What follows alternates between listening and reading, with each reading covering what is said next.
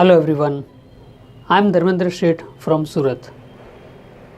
Today I am going to answer a few questions about pronunciation.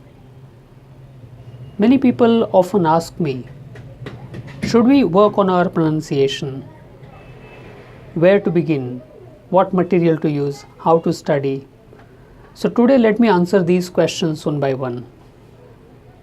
The first is it important to work on pronunciation? Should we improve our pronunciation? Well, of course, yes, because we all are non-native learners of English. Well, if you are a non-native learner of English, you are bound to have some influence of your mother tongue on your English speech. So if you work on your pronunciation, your intelligibility will improve.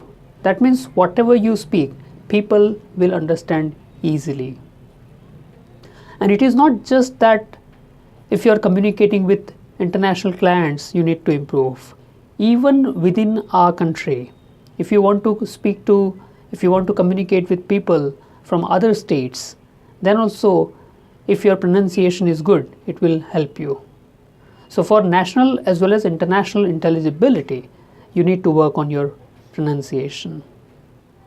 Now, the first question is, what model should we accept? Now, it's a matter of your personal choice, because at an international level, we have standard British English, standard American English, Australian English, Canadian English, so many varieties of English. So out of these varieties, you can select one particular model as your target. And it is important to have your target. If you don't have that, it will be very difficult to make a significant improvement. So decide a particular model.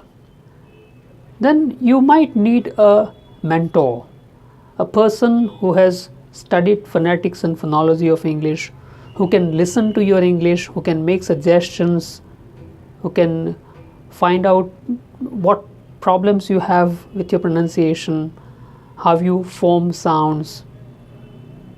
So you need a guide, a mentor, a teacher who can help you. And I'm sure that teacher will also suggest what material to use. We have all kinds of material available in print form as well as in audio form. And there are lots of videos available on YouTube. But all these videos, if you watch randomly, then you might be confused. So you need a person who can guide you what material to use and how to use that material. Now you might ask me, what should we work on actually?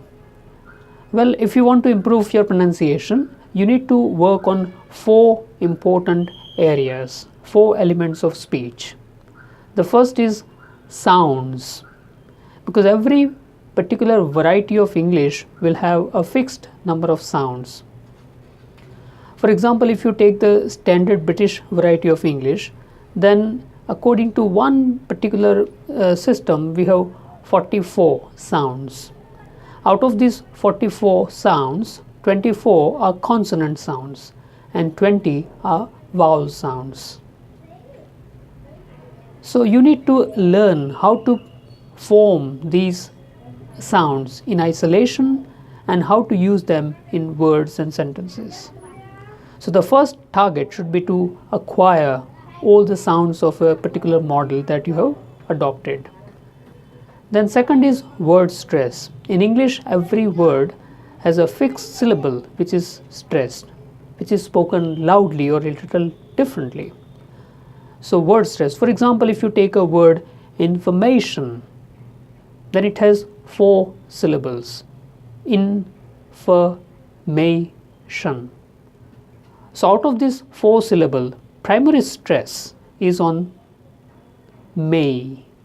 So you speak it as information, not information, not information, not informationer, but you say information. If you have a word specific, then it is stressed on the second syllable. If you have a word like engineer, then it is stressed on the third syllable. So every word has a fixed place, a fixed syllable which has primary stress. So you need to learn the rules of primary stress and also the correct sounds in that particular word. So the first is sounds, second word stress, the third is rhythm. English is a rhythmic language. Stresses come at regular intervals of time. And that's the reason why in nursery schools students are taught rhymes.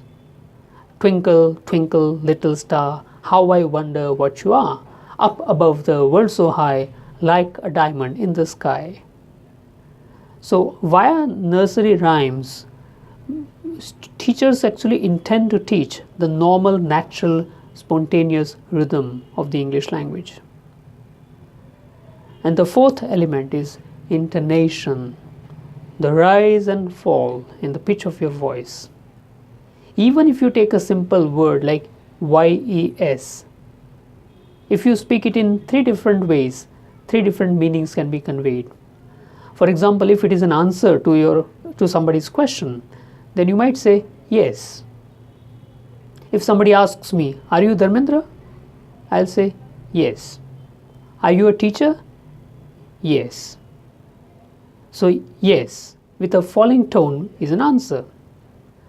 But suppose somebody comes here, he just knocks on the door but he doesn't enter. Then I ask him, yes? So the same word spoken with a rising tone, yes, it's a question. And suppose somebody makes a statement about something and I don't really agree with that statement. Then I say, yes, that means but something else. So the same word spoken in three different ways will have three different meanings. So that's intonation. So when you learn sounds, word stress, rhythm and intonation, and then you practice all these things in dialogues, in narration, in description, in recitation, then you can acquire a good command of pronunciation. Now you might have a question. What if I have a doubt? When I start studying pronunciation, working on pronunciation, if I come across any problem, then what should I do? Well, I am always there to help you. You can shoot a mail to me. My email address is fluentlingua@gmail.com. So friends, if you have any doubts, any queries, please write a mail and I'll try to respond to you as early as I can. Thank you very much. I am Dharmendra Sheth from Surat.